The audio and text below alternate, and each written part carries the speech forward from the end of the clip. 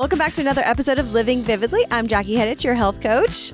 And I'm Daphne, the unconventional dietitian. Today we're joined by Ashley Mudd. She's a coach, consultant, and the founder of Acadiana Thrives.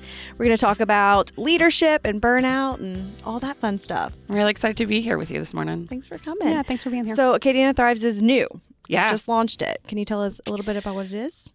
So we launched in January as a social enterprise. That's kind of one of my favorite parts is that we are a private business, but we have a social mission.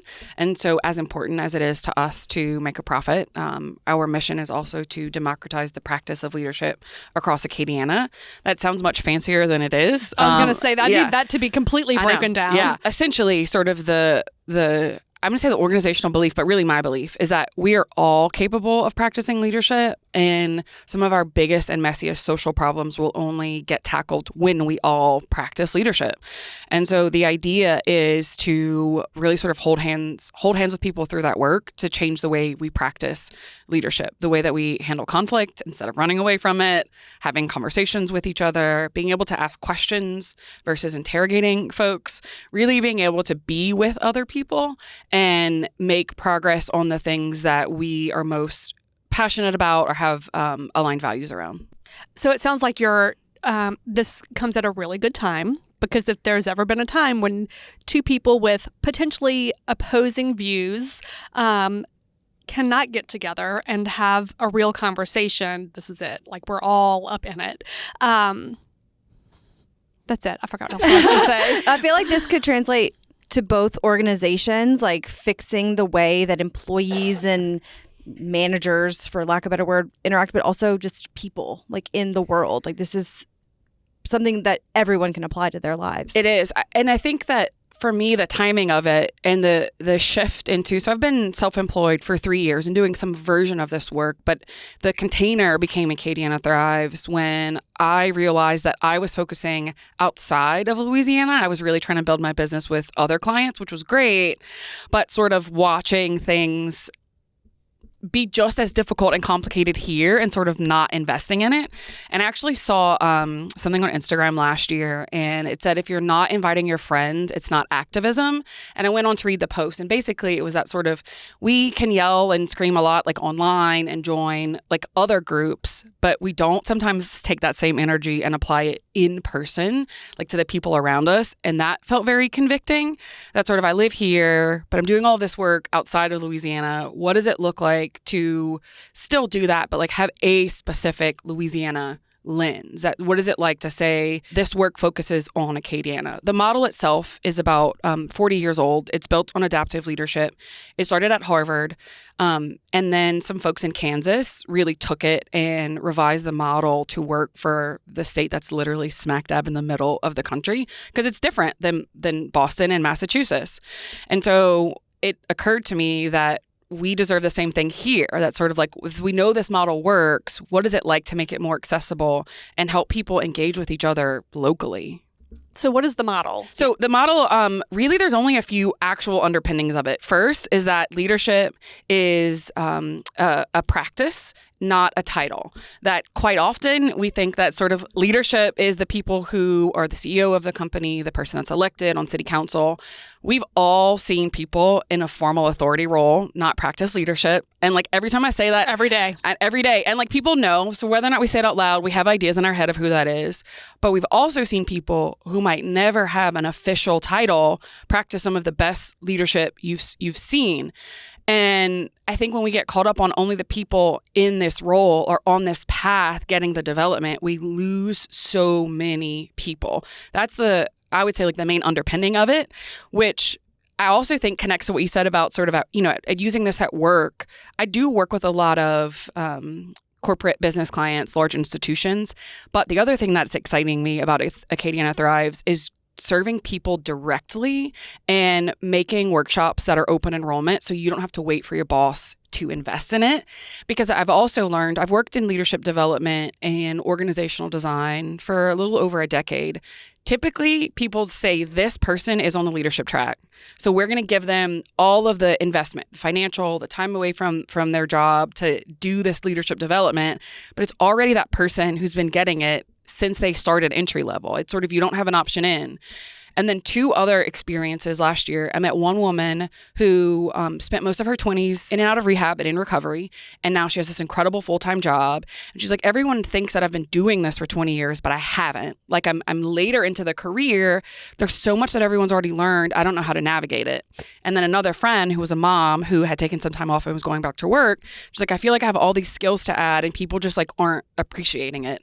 And I think that really gave me like the lens of, oh, well, locally, there's so many people with incredible skills and talent that we're just not including because we're only looking at the people with the formal title or the person who's been grinding for 20 years still in that role. Do you think leadership or some of like the traits that come along with leadership is like a personality trait? So I think that for so long, that is the way that we approached it. And I think a lot of it was whoever was charismatic, like whoever could hold the attention in the room, we would pay attention to.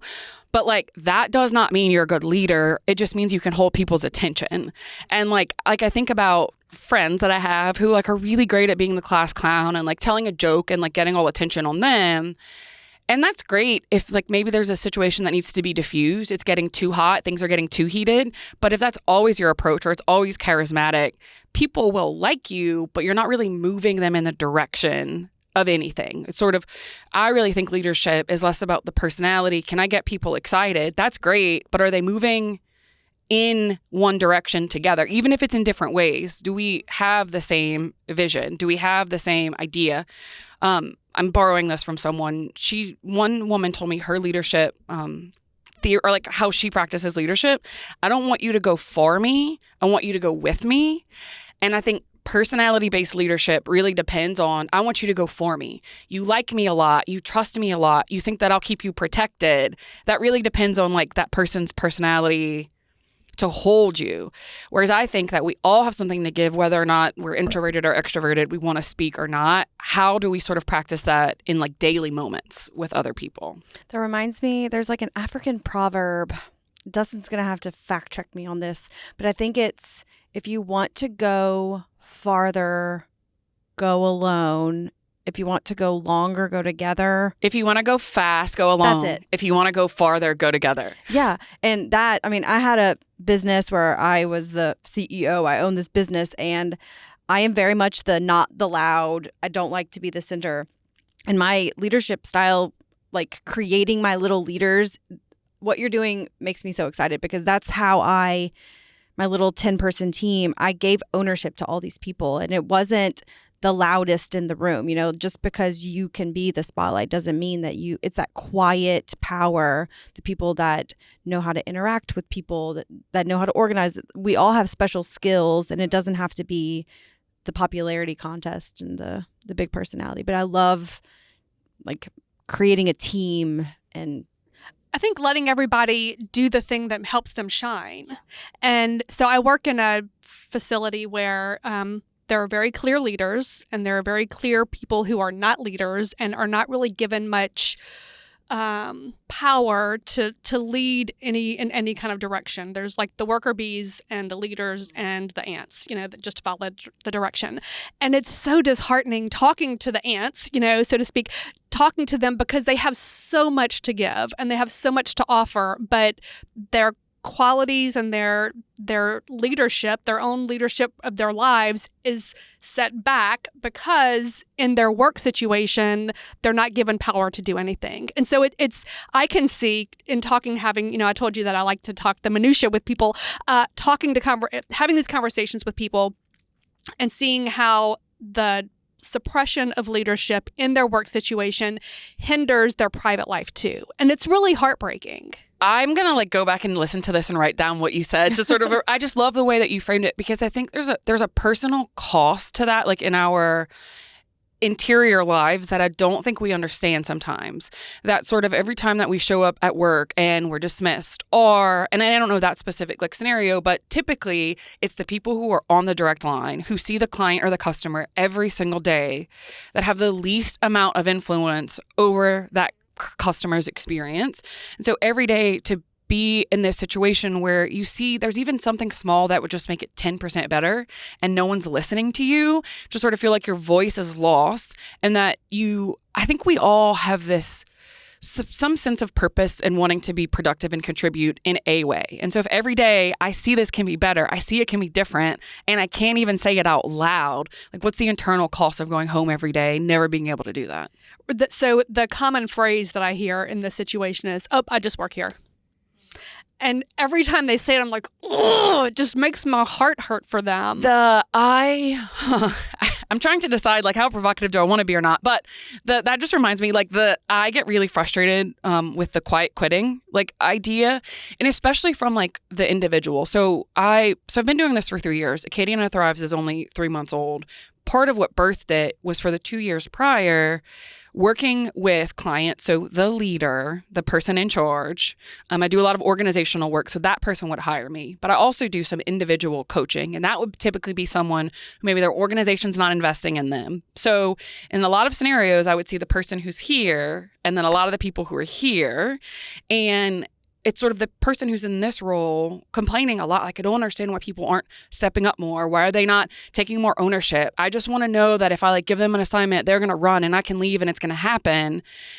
But they don't even realize how they've taken away that person over time in like sometimes quiet ways. You've taken all of their ability to work away from them. So they are just clocking in to just do their job. And so then I think from that person, I understand the idea that we need jobs to like make money. So like the idea of quiet quitting at first is like, okay, I need this job to make money. I'm just going to like deal with it and keep showing up. I think that's like a phase you pass through, not a place you live. Like, I don't think that you can say like, oh, I'm going to quiet quit and I'm just going to stay here and it's going to be fine. Well, because then your relationship with your spouse is harmed and with your kids is harmed and you don't have time to go to your sister's dinner. Like all of those other things pile up. But I think it's a slow compounding. So you almost don't see it until like months have passed and you're absolutely miserable in this job. So are you helping people find their voice to like, I'm just a minion, which I hate that, but this is how I'm going to show more initiative? Is that what your mission is? Or are you just telling the quiet quitters just to really quit? Honestly, I will say both. It's a both and. It depends on the person. I have had some coaching clients where I've asked, like, what are you willing to change up front? Because it's really important to know. Some people have already decided, like, look, this is a 6-figure job. I have really good insurance. I have a really good retirement. Something astronomical would have to happen to leave.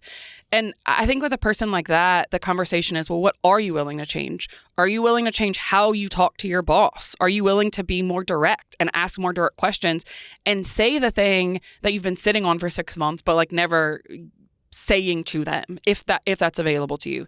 I think for some other people, it is quitting. I've worked with some folks, and I don't think I'm the only one experiencing this. You've probably all seen people who are leaving their like big office jobs to do something different, to be a barista or to like work with their hands again. I think there are some folks in that camp. I do think quitting their job is the right move.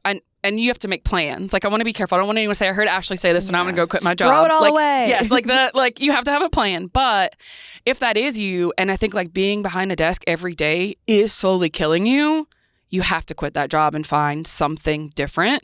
And I don't know if this is the same in other regions, but I can say here, there's some pretty well-paying jobs here that probably outperform some desk jobs if you get creative and look for it. Like, there are those opportunities. And if you are that person that being behind the desk is not good for you, it won't change 6 months from now or 6 years from now. You'll just keep giving your life energy to that. And with getting more resentful. Selling your soul. Yeah. The resentment. So I did a workshop. I never thought that I was going to talk about burnout. Like, and that's when you and I were messaging. I did a workshop last summer on burnout as a favor. It's become like my most requested one. And I did a version of it yesterday with FBLA. Their conference is happening, the Louisiana conference here. And So FBLA is Future Business Leaders of America? Yeah. Okay. Their state conference is, I'd never heard of it until I was asked to do a workshop, but we talk about sort of heat, and that anytime that there's change, tension, or conflict, heat's going to rise. A lot of us like ignore it or absorb it, but how do we regulate it?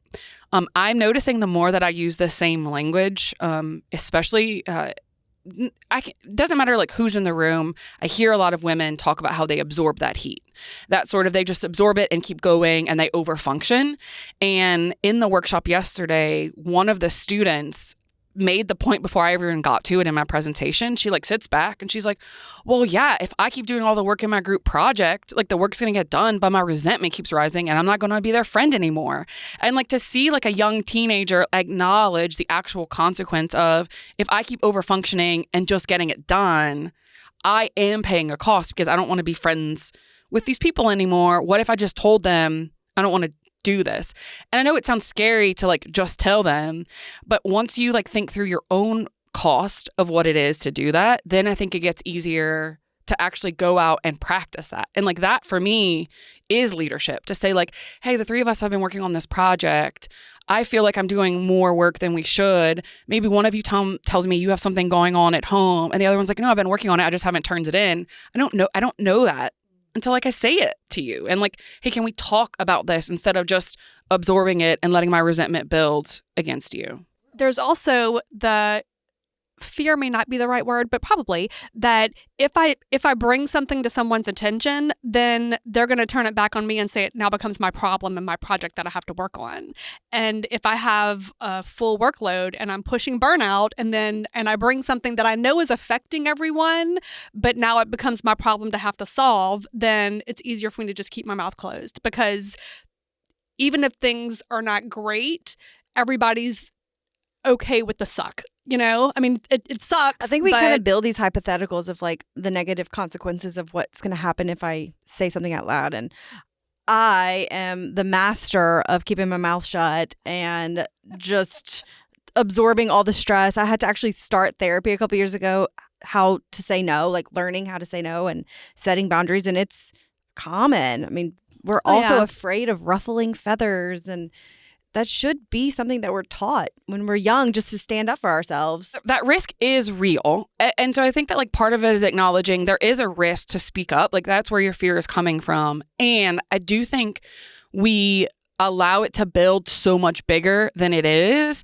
And I don't recommend that the first thing that someone does if you've been avoidant with their boss is to go tell your boss all the things that like they've been all doing. The like, built up 10 years. Don't start there, but start really, really small. A lot of the times when I do a workshop with a large group, depending on like what day of the week it is, I'll like put a time bound, like 7 days from now, next Friday. But what is one thing that you will do between now and then that you will actually do? Because you're not going to go into your boss's office and tell them all the issues you've been having, but there's something smaller. Maybe it's a coworker who keeps missing a deadline, and instead of saying something, you always get it across the board.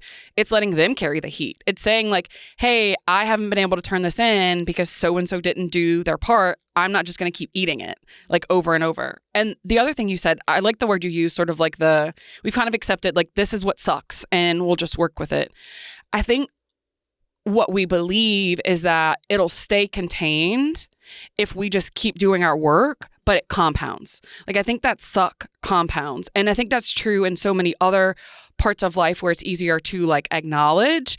And sometimes we forget that it's the same with groups of people, that the thing I didn't tell my boss 3 years ago I'm still angry about has compounded. And so now it's actually a completely different issue, but I'm still bitter and I have resentment over this thing from 3 years ago. I'm carrying that chip on my shoulder when I try to tell you the issue that's happening today now.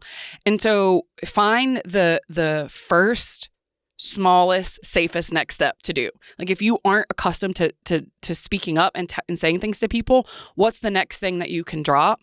I have sort of all these categories of where people tend to overfunction and where they experience burnout. What happens the most sort of when I end up doing that workshop, the one that people resonate the most with is like, what is not yours to carry that you are still carrying at work, in junior league, at your PTA, in church, in your family? Like what's something that if you were really honest with yourself, you know is not yours to carry, but you're carrying it anyway because no one else will get it done. What if you just let it go? Like what if you just let it go? What triggers that? Like what are you afraid of? Oh God. Well, that's really... We had a whole episode and I cried, so we don't want to get into that. Well, I think it's the feeling of being inferior, that, you know, even though it's not yours to carry, you've been carrying it and all of a sudden you can't. So now you're inferior and you can't do it. You can't do the job anymore that you've been doing. So that's part of it. Obviously what other people think of you, what other people's ideas are of you, especially you mentioned junior league. And I'm not going to, I used to be in junior league and there's a lot of dynamics happening in that population. And it's a great organization, but it's all women. And so women are, and I did not experience anything in junior league that I should be bringing this up with, but the fact that it's all women working together, women I think are more prone to just picking up and carrying whatever needs to be carried. So there's the fear of what people think of you. There's the feeling of inferiority. There's the ripple effect of how this is going to what's going to ripple out from this, how it's going to change your job or change your relationship with someone. I mean, there are lots of things that could potentially go wrong. And I also think that I just feel like I have to say this because I used to be a lot more like Jackie, where I would just absorb everything. And yes, oh, you need it done. Yes, I'm the yes person. Anything you need done, ask Daphne, she'll do it. And over time, with resentment in relationships with my marriage at some points, like I've been with my husband for 30 years, so we've had a lot of experience. But with my marriage, with work situations, with friends, I just kind of got to a point where I was like, fuck this. This sucks. Like I am giving up my happiness and my joy in my life to make you feel a little bit more comfortable. I don't think so. And I think slowly it was a metamorphosis of change. And I would say that I stand my ground now more than I ever have in the past. Respectfully, I think. That's what I'm not sure of. We're so afraid of the negative things that will happen that we don't even think about the positive things that are going to happen if I start standing up for myself and saying no. And more of those things will probably happen because people are going to start knowing that you have boundaries. They're going to probably respect you for your standing ability. up. Yeah, just being honest. And it's not like you're saying, I'm not doing anything. It's just, I can't do this. I have no more room on my plate. I'm completely tapped out. I want to perform my best with all the things that I'm doing. And if I add one more thing, everything gets a C effort. And I think ultimately people will appreciate you doing less things well versus more things less well. I tend to ask a lot, sort of like, what is the fear? And then my follow-up will be, well, if you don't change it, what's it costing you? And you said sort of the joy and happiness that you've gotten from being able to say no. I like to sort of ask the questions in a way where no matter what, I find what's going to motivate someone. Is it that like internal or external motivation? What's going to be the thing that clicks? Because sometimes that is enough for someone to realize, oh, if I'm on this path, that resentment's just going to keep increasing. I'm not going to get my joy and happiness back. Sometimes that doesn't work. And especially if I'm in a room of a lot of people who are type A go-getters, sometimes the question that does work is, well, what does it cost your organization? And what is it costing you to keep functioning in this way? That sort of, you're doing all of this work. You're holding all of the pieces together. You are on the way to burnout. We've acknowledged this. What happens if you leave? All of that leaves with you. And all the things that you've learned, all the conflict you've absorbed, you've never let the system learn it. You've never let the people around you have to carry any of that weight. So if you burn out and you're gone, they can't do it without you. It took me a while to sort of get comfortable with that phrasing because I almost didn't want I want to be very careful never to shame people into avoiding burnout. It's got to be something that they want, but to understand, even if your goal is other people and the organization, they also aren't being served if you are working yourself to the bone and not giving some of that work back. You're kind of taking away from the organization if you're absorbing everything and not letting other people, although it may be a little uncomfortable, you have to let other people fail and learn how to do their role better. So is this where the teaching everyone to lead comes in? So I'm a worker, I'm burning out, I need to learn how to lead my fellow employees to start doing their stuff. Well, my argument would be leading yourself first and other people. That sort of part of this is like your ability to manage yourself through it. And so burnout, I think that is just very relevant for people. So that's one of the sort of subcategories that's been the most requested. But a part of that work managing yourself to be a good leader is also not just understanding what triggers and vulnerabilities you have, but how to manage those. That sort of, we have to start there before we can sort of manage other folks. And so the burnout, if I'm overcommitted and I have too much on my plate, that irritability is going to come into other meetings and keep compounding. So it may be taking stuff off my plate.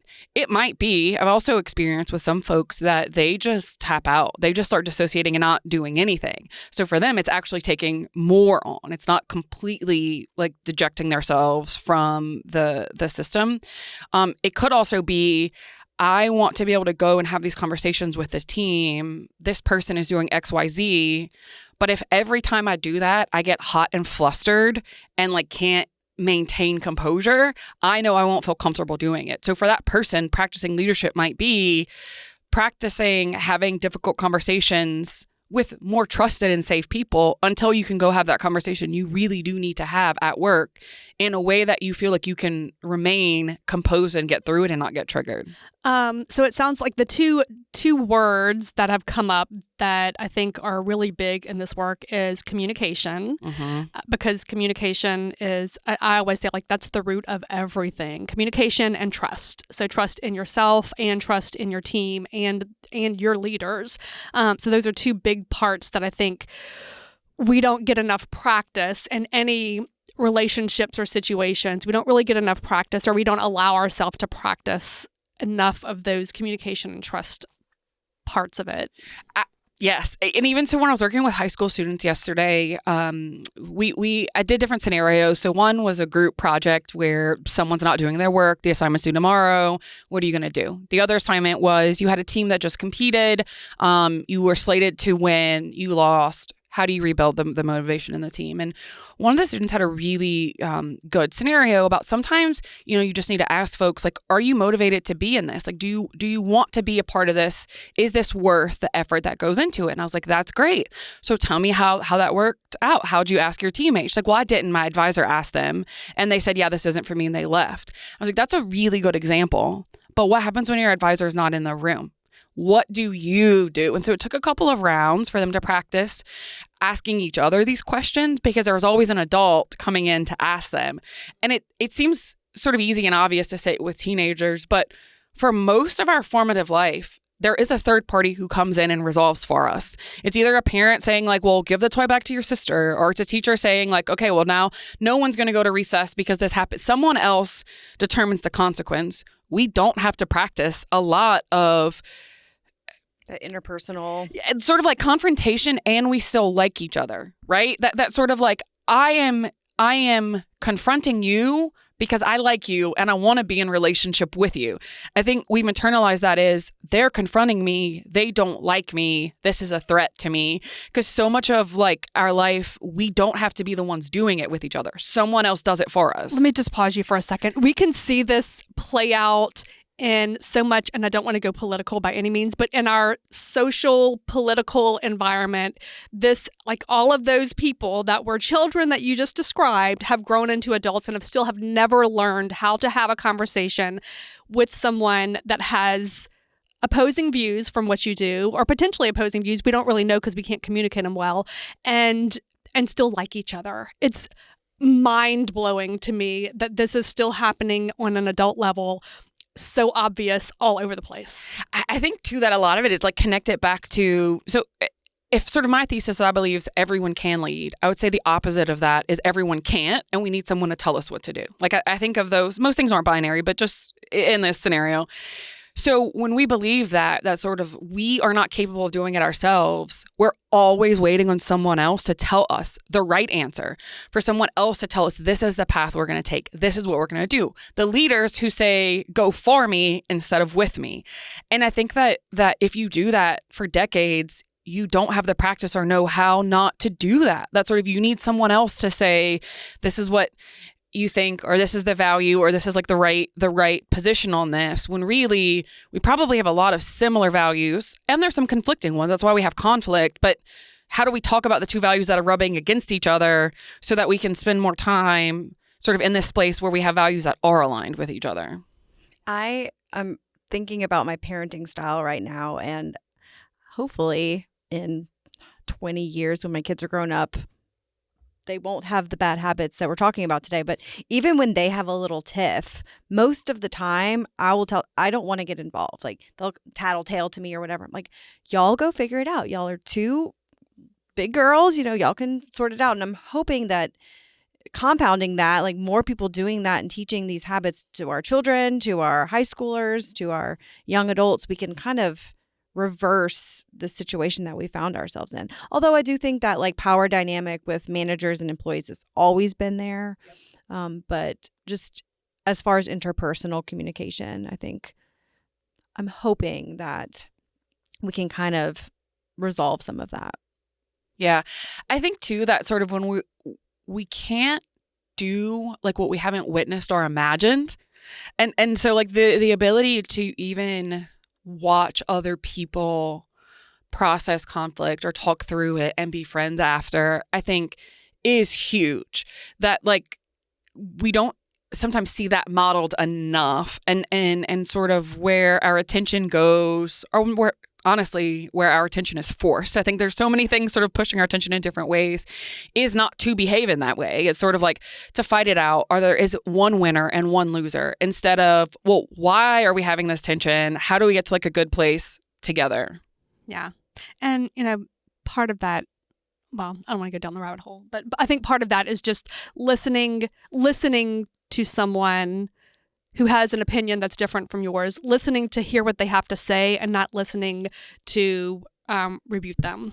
So listen to hear the conversation, listen for curiosity, and not just to have an argument. So my dad is someone who lives to argue. I mean, he lives to argue with everyone about everything that is not exactly like he thinks about it. And so I was never shown what it looks like to have a conversation that says, okay, you believe that, and I don't necessarily believe that, and let me tell you why, and you tell me why I should believe it, and let's have a conversation about it. It's just constant arguing all the time, to the point where I'm like, I don't even want to talk to you, because everything that we discuss turns into an argument. From where am I parking? It's just everything. Y'all do look alike, actually.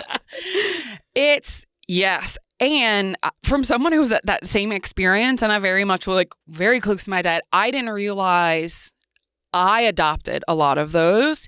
And especially because we were talking earlier about my background and sort of taking all these social science classes. What happened is sort of growing up in a household where that was our communication style, like argumentative. There was one right way. I went and I sort of majored and learned all these things about social science, about how the brain works and child and family development. I believed I was learning the right way. Like this was the right way. There's only one way. That's it. There was only one way. And I'm exposed to this new way, and it's an empathetic way, but it's kind of ironic if I'm like, oh, there's this new empathetic way of being, but this is the only right way, and I'm going to argue you and tell you that I'm right and you're wrong. Like I even had to learn that, oh, I am only seeing this because I spent all of this time, paid a lot of money for this degree to think this way. Other people aren't thinking this way. And like I can't preach that we should have grace and talk to each other if I'm also not stopping to do that with other people. Like I think it's important for me to own that like I still struggle with this. Part of why this work, I'm passionate about it and I like doing it, is because it's an opportunity to keep practicing new ways for me. I think we all see life through a certain lens, and it's completely different than most other people's. And it's hard to truly, because we are just a big collection of our experiences and all the people that we've met and all the things that we've done. And the way I view life is very different from yours and from my husband's and Dustin's. And it's just, is that empathy, but just understanding that we're all coming from it from a completely different place, but we're all kind of converging. One of my favorite quotes is Audre Lorde, and it says, there's no liberation without community. And I've been trying to hold myself accountable to go back and find quotes I like and understand where they came from. Because like a lot of times I feel like we'll say things and like not understand the context. So I went back and read this speech a few months ago, and she talks about like the way that she goes on to describe community is that it's everyone being in community with each other, still allowed to be who they are individually. I think that somewhere I'm a huge component of community. I talk about it a lot. And I think somewhere along the way that got warped into, we are all the same people who believe the same things. This is who we're in community with. And if not that, we can't be. Whereas what does it look like to build a community where you can have your values, you can have your values, I can have mine. We can contribute to the whole for all of us to thrive, but I'm not expecting us to all conform and be the same way. Like, I think that we've simplified so many things that sort of like there's only a handful of options you have. Pick one, and that's the place you have to be, instead of just be you and show up in the way that you are. And I'm going to make space for you. You'll make space for me. We're going to tread on each other sometimes. Like, that is going to happen. But we know that sort of we're interdependent, so we're willing to work through it. Yeah, and just that mutual respect of you're different, I'm different, but I still value you. I still think that you're contributing to our society and whatever the case is. So you have more workshops coming up? I do. My next workshop is on April 29th at the Opportunity Machine in downtown Lafayette. Fun. It's they're great. I am really enjoying the open enrollment. In addition to working with clients and sort of going all in on one team, this gets folks from everywhere. I had some people from one of the local news stations came to one of the events with someone who owned a construction company. And so it's just like so interesting to see people from different backgrounds doing this work together. In some ways, I also think when I do open enrollment workshops and I get people from different backgrounds, different generations, different jobs, and that's something I'm really intentional about, people from nonprofits, corporate, construction, manual labor. That's the other thing I think we struggle with here is we think only people in these sort of administrative roles are leaders, but so much of our region and state depends on manual labor, and there's so much value in that I don't think we ever learn back into the system. Anyway, that's what I like about the open enrollment, because people from so many backgrounds come to it, that it really creates this microcosm of the community. So when we do the activities, they're having to do it with someone they might not typically talk with, which in theory makes it easier when they have to go back to work or to their family to have those difficult conversations. It's amazing. So what is like I know we talked about the things that you're teaching, but what is the goal of your organization? A thriving Acadiana. And as idealist as that sounds, I went back and found an application from 2015. And I don't remember if it was for Leadership Lafayette 20 or something. It was like some application I found. I was cleaning out my Google Docs, and so it was 11 years ago. And one of the questions was about sort of my vision for Acadiana, and I talked about how we can have a thriving Acadiana when everyone feels like they can live a fulfilled life. And I went on to say like all of the ways that I mean. And at the time, I really was focused on social mobility and access to sort of housing and food, which I still believe is important. But that sort of essay was all about it's only when we all have this access can we sort of all thrive. It's like we collectively win or we collectively lose. I read that after I had already named the business. So something about that felt really aligned. Like, okay, I've been doing some version of this for a long time. But the goal is that I don't have kids, but my wife and I have a lot of godchildren. We are the people everyone comes to. And I just think about the world that like I hope they can inherit. And even making it smaller than that, the Acadiana, I know they can inherit. That sort of, for a while, I thought, I'm going to build this career. I'll get either a job out of state or clients out of state, and I'll do all of these things. But sort of kind of had my one foot here, one foot out. Like this feels like making home like the priority. Like what does a thriving Acadiana look like? What does it look like if we're able to have difficult conversations and stay in relationship with people? If we don't have to resort to quiet quitting, if we can find a way to make our job work for us, even knowing there's going to be some parts that we don't love always. What does it look like if instead of cutting off our family, we have a conversation with them and we work through it? Or if we tell our sister that you've been annoying me for 10 years and I've never said it to you, instead of this blow up and we like don't speak again. I see like from the professional level, from the personal level, all the ways that can work. So that really is the mission. I think that every community is struggling, I think, with polarization right now and sort of isolation. I know that if I'm not careful, I fall into that quickly. That sort of if I don't take control over what I'm consuming, I get into this space of where, okay, there are 3 people I can trust. Everyone else is scary. Everyone else is on the outside. And that'll happen. Like, I'll not go to one event and then it's another week and then another week. I don't want that for me. I don't want that for other people here as well. Like, the more we isolate and we pull out of those things, the more isolated we get, the less we talk to each other. Like, that will compound. And I don't want that as a community. I came up in Lafayette sort of early in my career where I think there was a lot more of interconnectivity, and I want that to be available to everyone, regardless of what path they want to live. If you want to be a manual labor, if you want to own a business, if you want to work in a nonprofit, if you want to focus on raising your kids, there is a place for you in this community to practice leadership. How can I create the environment and circumstances so that everyone truly can be able to do that? I easily fall into the whole just scrolling, doom scrolling. Everyone's scary. The world is ending very quickly all the time. And I've been off social media now for a couple months, and oh my God, it's been so wonderful for my brain. It's like, oh, people are great. I love that. And people are all nice. Like, pretty much every interaction that I have during the day in real life has been pleasant. You know, like, whatever exists on the internet is not necessarily really happening day to day in my experience.